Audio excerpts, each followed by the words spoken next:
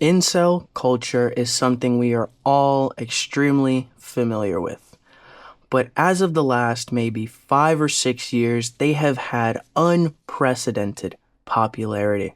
And we're going to discuss how this popularity has had an incredible impact, not only on mainstream media, but also on politics at the highest level.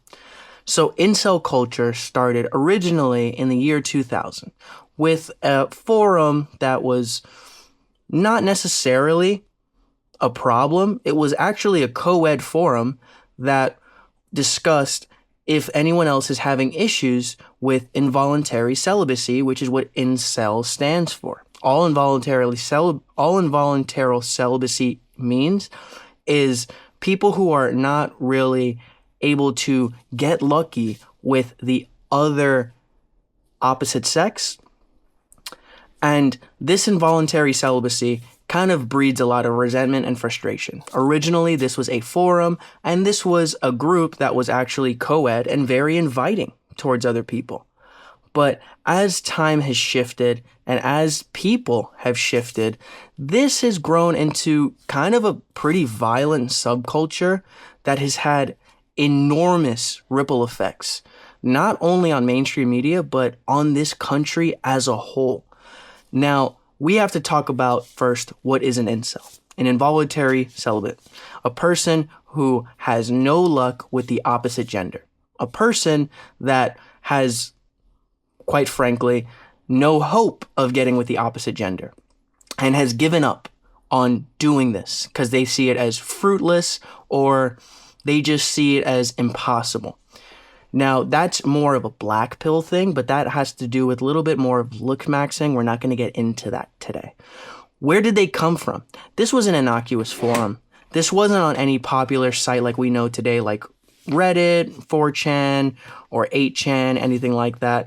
This was a fairly innocuous post, but it kind of coined the term and was able to start breeding sort of a small group of people who were frustrated, rightfully so, that they are not getting lucky with the opposite gender, which is completely understandable. Frustration is not unique just to this group of people. There's plenty of people who have problems with the opposite gender. But as of recently, this culture has taken a very, very interesting and quite frankly disturbing turn. But how did we get here where we are today? Well, I'm going to place most of the blame, quite honestly, on the manosphere.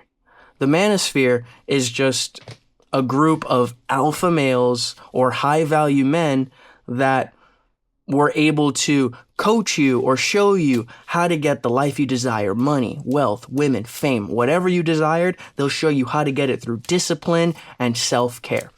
But this started to shift as the years went on. Now, instead of it just being kind of a self-help group, now it's more of a group of very, very toxic masculine men, and not just toxic masculinity in the sense that we know it, more toxic masculinity because they are not really trying to help men. All they're trying to do is grift and make money off of these men who are lonely or feel less masculine because of the prior political climate that we have had. This really started at the mainstream level with the one and only Mr. Tate. He was the main one who was kind of propelling this because of his clip farming technique that had not really been utilized to the highest level. He was basically using just a very, very simple organic marketing strategy that affiliate marketers had been using for years.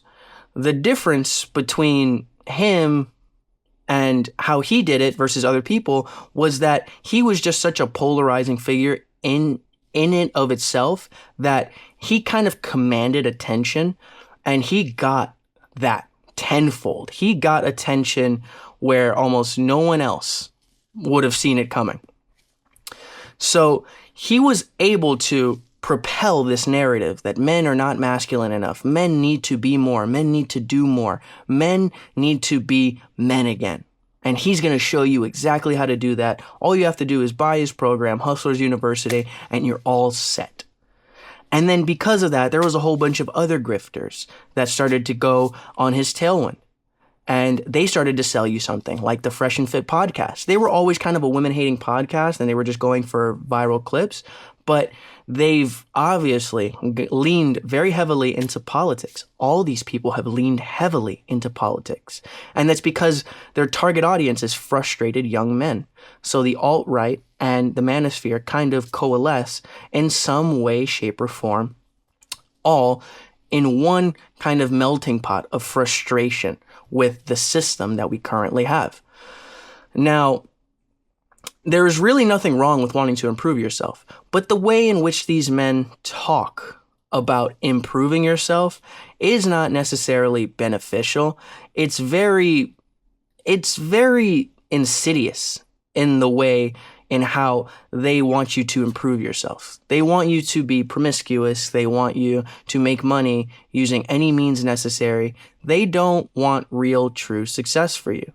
All they want is for you to listen to them, buy their course, and never speak to them again. So now that these are grifters, they have a whole different agenda. Wherever the money flows, that is where they will go. Whatever message they spread is of no concern to them. They don't care about spreading poor or honestly harmful messages to people, because all they want to do is make money. So why would they care about talking to some people who they already find as losers and telling them, oh, you got to be more masculine and give us money? They don't care. All they are is grifters. But this grift has actually made this niche subculture into something fairly violent and something that has had a lot, and I mean a lot, of anger built towards women and just the opposite gender in general. Now, the economy of grifters in this space is different. Now there's a whole bunch of subcultures because it's such a big market. Now there's people who focus solely on looks. This is the black pill space. This is the people like Clavicular. This is people in that space who say looks are the only thing that matter, which, quite frankly, is not true if you live in the real world, but it is something that they talk about, and it is something that is kind of propelled, and what they think that this is the only thing that matters. Looks only matter. Nothing else matters. It's not true, but it's still a harmful message to spread, and they don't care about spreading it because they're all making money off of these people. So because there is such a big and devout economy towards this type of content, they don't have any issues spreading harmful, hateful messages. And their effect on mainstream media has mainly been a political effect. Believe it or not, politics has been influenced more because they are trying to target frustrated men, and the men that they have targeted over the last year over the last, I'm going to say probably 5 years because of the last administration, they were very woke. So that kind of shows men that they aren't as valued as women, which is obviously going to be very frustrating as a young man growing up in this economy. You want to feel equal just like they do, but you are treated as lesser than, and you are dismissed. Your achievements are dismissed. So we can understand where this resentment comes from, but the capitalization of this resentment is really the thing that I take issue with. And that is the part that they are all making money on. Now, when I talk about the violent culture, I'm not just talking about the one-off instance of a man and an incel attacking one woman or something like that. They do large and insidious acts of violence. Very, very public displays. There is a lot of people who do these big, big mass crimes, and they oftentimes cite incel culture as kind of shaping the way they think, shaping their ideology and how this world functions, what their place in the world is, and how incel culture has kind of shaped who they are and why they did this. They'll shout out big figures who have also done other displays of mass violence. That is harmful. That's not what this culture originally was. It was a culture to vent frustrations with the system and within themselves because they are not able to achieve something that they otherwise feel like they should have been able to, which is completely understandable.